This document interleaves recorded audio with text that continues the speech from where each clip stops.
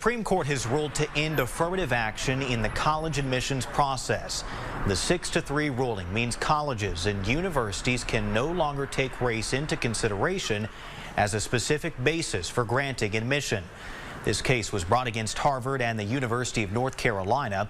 According to the majority opinion written by Chief Justice John Roberts, the schools employed race in a negative manner and involved racial stereotyping when granting admission. Now tonight, universities and colleges all across the country and right here in East Texas are reacting to the ruling. But as KLTV7's Mariela Gonzalez reports, the change will have no effect on the area's largest institution in Nacogdoches.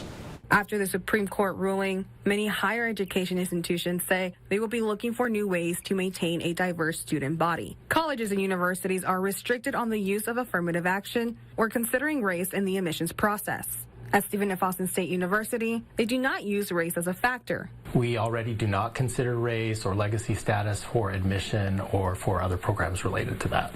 Chief Communications Officer Graham Garner says the Supreme Court's action does not change operations at the university. We're just looking to make sure that students who want to be at SFA and meet the admission standards for being at SFA can be here. Garner says in past and recent years, the school has seen people from various backgrounds interested in SFA, organically helping them to be a diverse campus. And so we're able to still attract them and bring them to the school and make sure that they also can find community when they're here on campus. And moving forward, Garner says SFA will continue to pay attention to students' needs as always. I think that we're always going to be paying attention to the needs of students and making sure that we have students who are represented in any variety of ways and perspectives, experience, who are a part of our community. Mariela Gonzalez, KLTV 7 News.